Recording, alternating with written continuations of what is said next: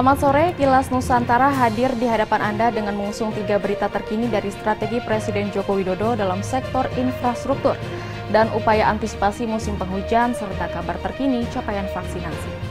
Pemirsa, Presiden Joko Widodo hari ini meresmikan beroperasinya Jalan Tol Serang Panimbang Seksi 1, ruas Serang Rangkas Bitung sepanjang 26,5 km. Dalam kesempatan itu, Presiden juga menekankan bahwa infrastruktur akan menjadi fondasi untuk bersaing dengan negara lain.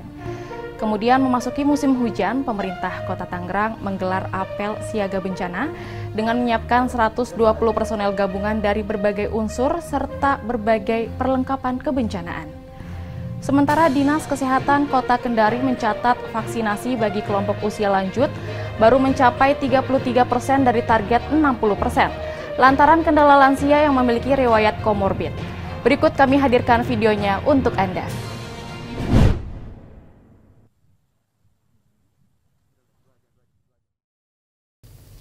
Pembangunan Jalan Tol Serang Panimbang memiliki total panjang 83,67 yang terdiri dari 3 seksi. Dan pada Selasa 16 November, Presiden Joko Widodo meresmikan Jalan Tol Serang Panimbang Seksi 1, ruas Serang Rangkas Bitung, sepanjang 26,5 km. Dalam kesempatan tersebut, Presiden mengatakan bahwa infrastruktur menciptakan titik-titik pertumbuhan ekonomi baru, sehingga komoditas di Banten akan lebih mudah terdistribusi, sehingga memberikan fasilitas pada pertanian dan perkebunan untuk memudahkan menuju konsumennya.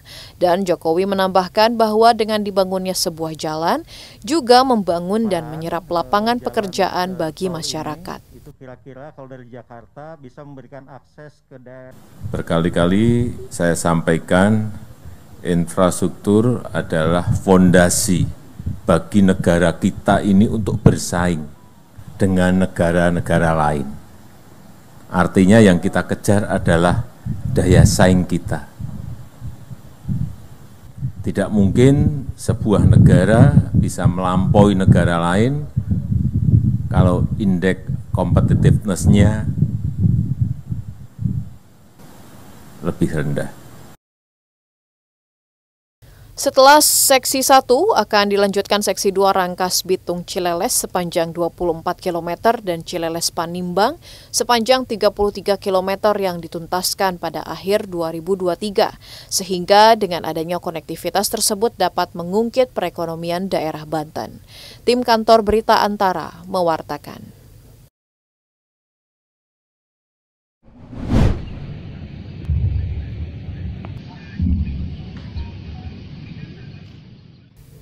Pemerintah Kota Tangerang, Banten tengah fokus dalam memasuki musim hujan, salah satunya dengan menyiapkan pasukan siaga bencana sebagai upaya antisipasi terjadinya bencana alam seperti yang dilakukan di Jalan Satria Sudirman, Kota Tangerang, Selasa 16 November.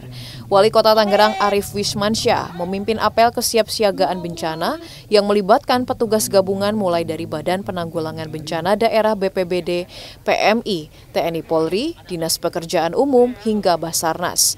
Dalam kesempatan tersebut, Wali Kota Tangerang mengecek langsung armada dan peralatan petugas penanganan bencana daerah, termasuk mencoba menggunakan alat berat yang disediakan.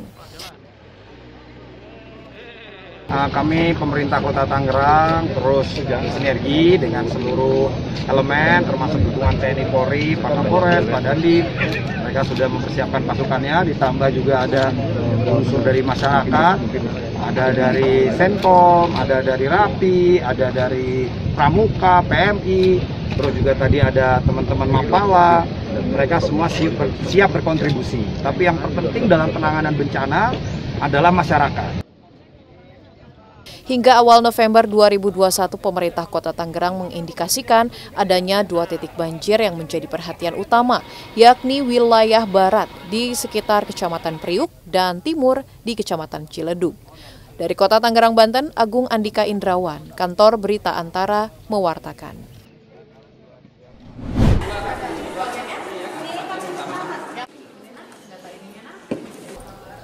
Dinas Kesehatan Kota Kendari mencatat sejauh ini capaian vaksinasi di Kota Kendari sudah mencapai 64% dari semua kalangan masyarakat, baik tenaga kesehatan, petugas pelayanan publik, masyarakat umum, dan pelajar, termasuk kalangan lanjut usia atau lansia.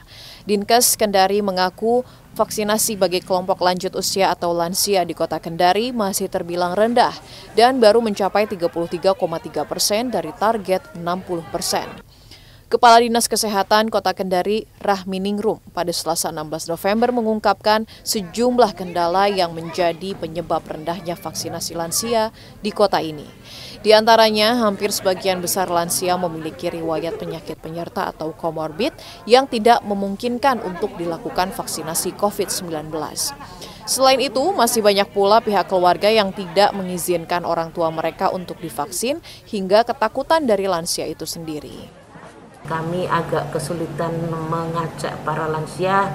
Yang pertama memang hampir sebagian besar itu lansia kita biasanya memang sudah komorbid memang. Yang kedua biasanya memang justru anggota keluarga yang lain, artinya anaknya, bahkan cucunya yang memang tidak mengizinkan untuk orang tuanya divaksin. Di samping ya ada kekhawatiran dari lansia itu sendiri, dengan nanti divaksin nanti ada apa-apanya dan seterusnya.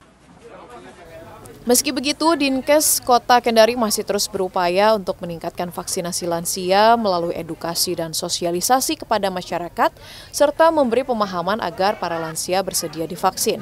Dinas Kesehatan berharap semua pihak dapat memberi pemahaman kepada lansia, sehingga Kota Kendari dapat mencapai target kekebalan kelompok yang ditentukan pemerintah sebesar 70%. Dari Kendari, Sulawesi Tenggara, Saharudin, Kantor Berita Antara, mewartakan.